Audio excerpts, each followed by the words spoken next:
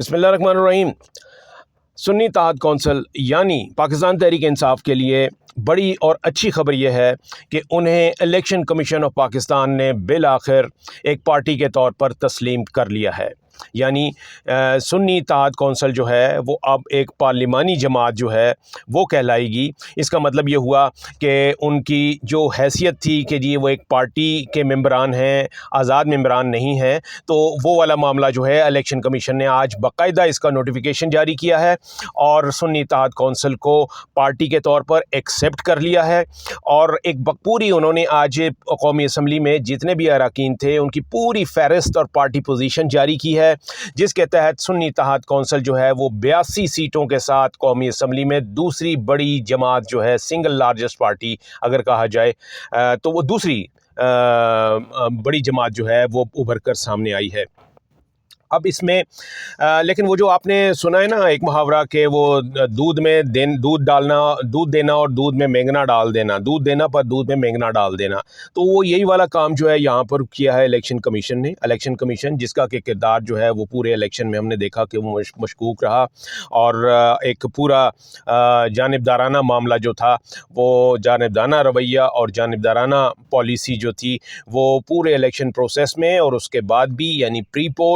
Polling اور پھر post پول جو جتنا بھی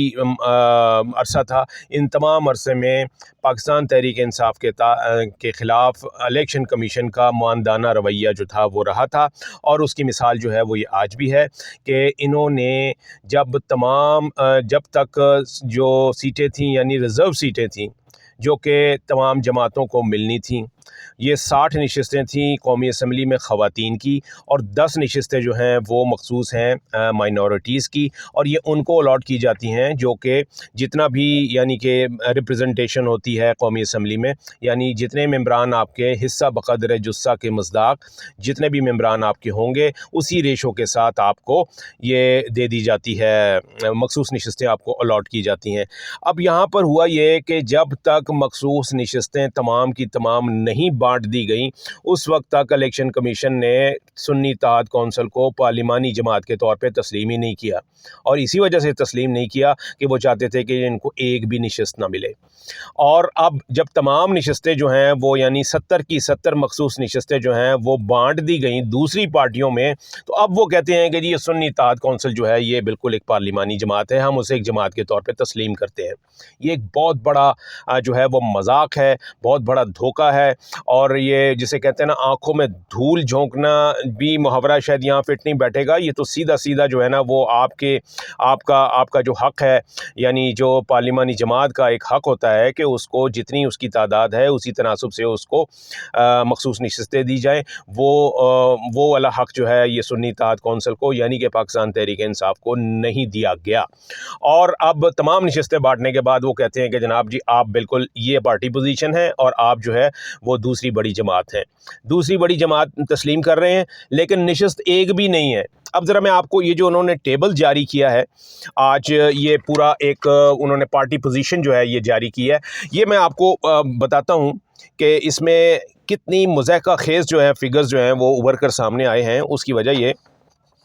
کہ جب سنی اتحاد کونسل اتنی بڑی جماعت کو جب انہوں نے جو ان کا حصہ تھا جب وہ دوسری دیگر جماعتوں میں بانٹا تو کس طریقے سے ایک لوپ سائیڈڈ جو ہے نا وہ ریشو سامنے آئی ہے۔ یعنی آپ یہ دیکھیں کہ جی ان کی نشستیں تھیں جی 83 پاکستان مسلم لیگ نون کی، جو جنرل نشستیں جو الیکشن میں انہوں نے جیتی تھیں قومی اسمبلی کی وہ 83 ہیں، اور اسی طریقے سے سنی اتحاد کونسل کی جو نشستیں جیتی ہوئی ہیں وہ 82 ہیں، یعنی بالکل برابر سمجھ لیجئے آپ، 83 اور 82 میں کوئی ایک نشست کا فرق ہے، تو یہ بالکل برابر چل رہے تھے، تو ان کو برابر حصہ ہی ملنا چاہیے تھا اصول کے تحت کہ جتنی مخصوص نشستیں پاکستان مسلم لیگ نون کے حصے میں آ رہی تھیں اتنی ہی انہی کے حصے میں بھی آنی چاہیے تھیں، سنی اتحاد کونسل کے حصے میں۔ لیکن اس وقت صورتحال یہ ہے کہ پاکستان مسلم لیگ نون جو ہے اس کو 83 نشستوں کے اگینسٹ 32 نشستیں جو ہیں، 70 میں سے 32 نشستیں جو ہیں وہ ان کو دے دی گئیں، اور سنی اتحاد کونسل جو کہ 82 نشستیں جیتے ہوئی تھی اس کو 82 نشستوں کے اگینسٹ ایک بھی سیٹ نہیں ملی۔ یہ وہ دھوکہ ہے جو کہ جس کے اوپر ابھی عدالتوں میں کہا جا رہا ہے، اور قاضی صاحب کے پاس یہ کہا جا رہا ہے، ان کی عدالت میں ایک اپیل جو ہے وہ ابھی بھی پینڈنگ ہے پاکستان تحریک انصاف کی اور سنی اتحاد کونسل کی، کہ جناب یہ مخصوص نشستوں سے متعلق فیصلہ کیجئے، کیونکہ یہ بہت بڑی ایک حق تلفی جو ہے وہ ہوئی ہے۔ اور یہ 32 نشستیں، آپ یہ دیکھیے کہ 32 نشستوں کے ساتھ پھر جب یہ نون لیگ کو مل گئیں تو نون لیگ کا جو ٹوٹل ہے وہ پہنچ گیا جی 120 پہ، اور جو سنی اتحاد کونسل ہے وہ 82 کا 82 بھی رہا ہے،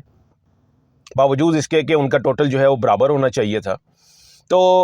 یہ ایک بہت بڑا، یہاں پر قومی اسمبلی میں ایک نشست جو ہے وہ بھی آپ کو پتہ ہے کہ ایک نشست جو ہے وہ بھی جو ہے وہ پورا رزلٹ جو ہے نا وہ ہو جاتی ہے۔